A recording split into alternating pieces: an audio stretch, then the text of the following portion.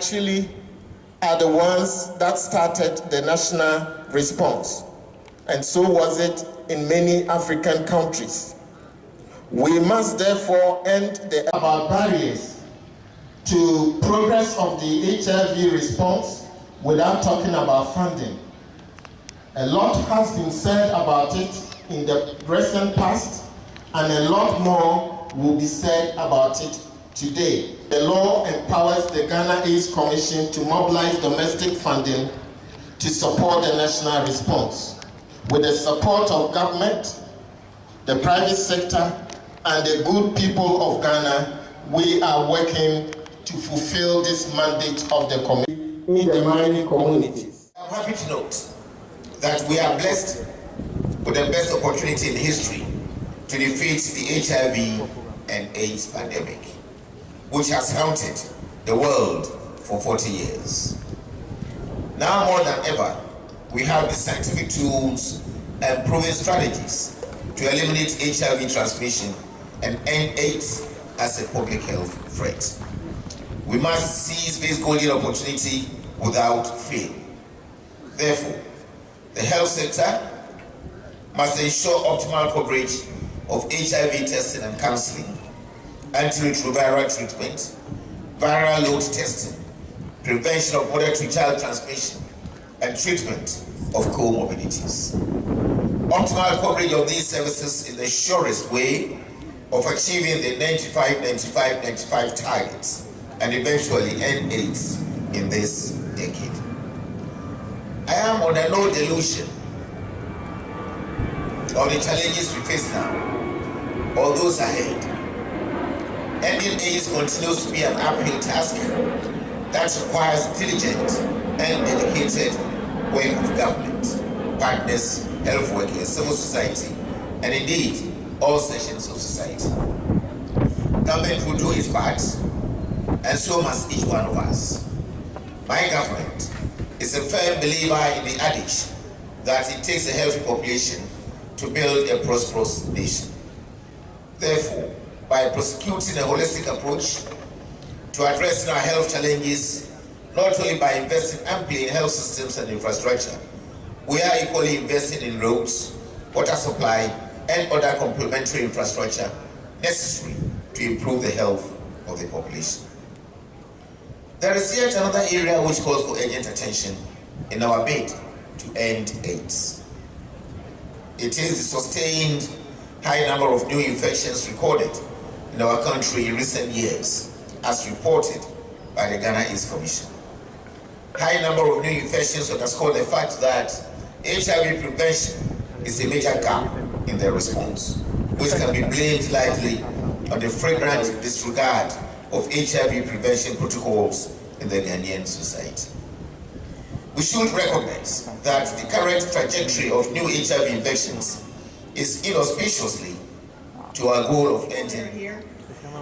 You play an incredibly important role in stopping this epidemic. So go and get tested and go and get treated and spread the word to your friends about it. I also want to salute the young people that are standing here in the sun with important sandwich boards on.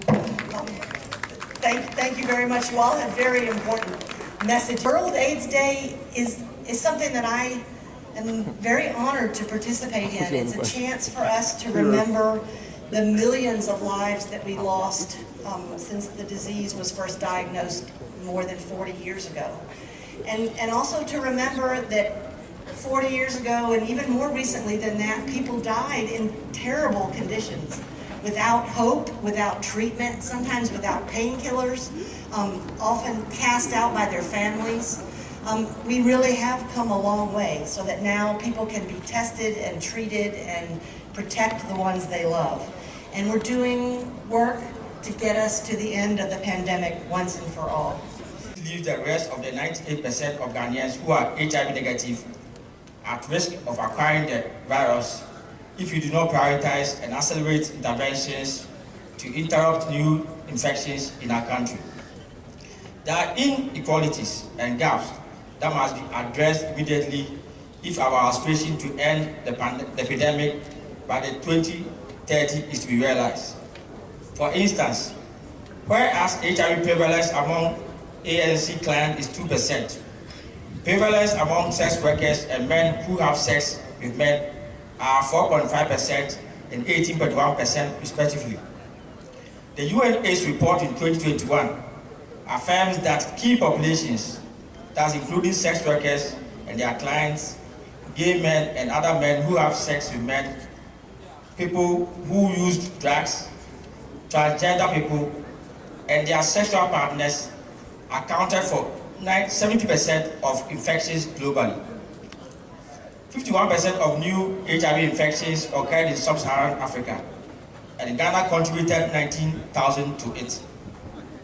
The risk of acquiring HIV is 35% higher among people who inject drugs than adults who do not do drugs.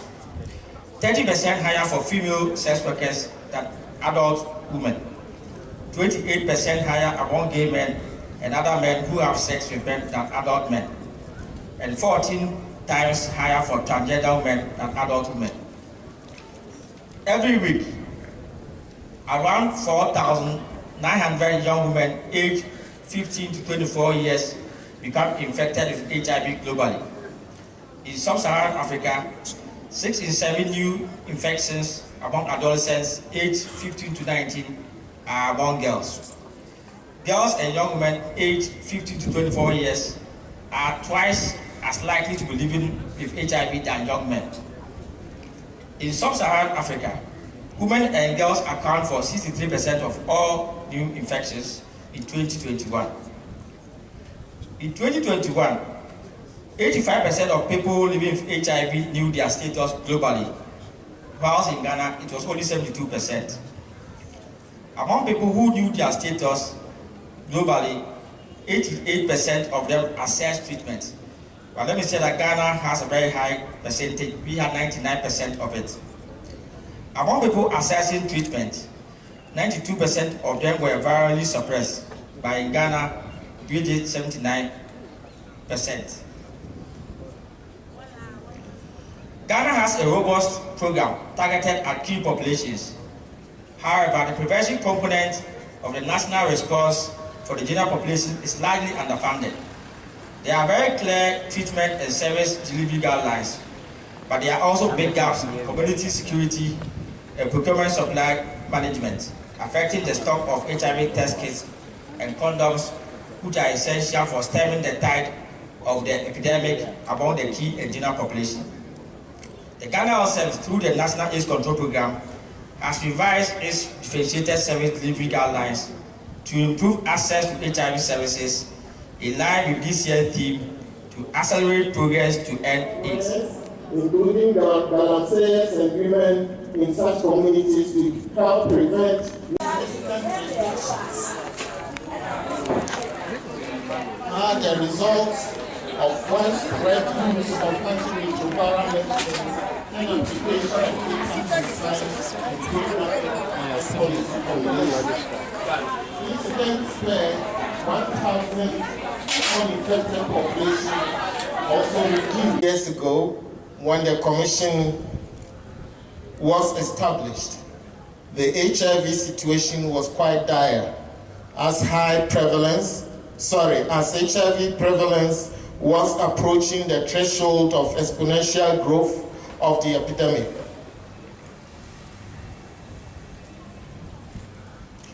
HIV prevalence in female sex workers, for example, was more than 70% in Kumasi, Tema, and Accra.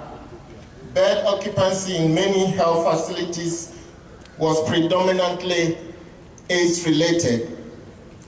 There was no treatment and no hope for persons living with HIV. AIDS patients suffered untold, inhumane treatment from families and communities. The Commission responded to this situation by embarking on massive social mobilization to unite all sectors of society to fight the menace. The media, traditional authorities, religious leaders and faith-based organizations, NGOs, professional bodies, The public and private sector, among others, actively got involved in the fight against HIV.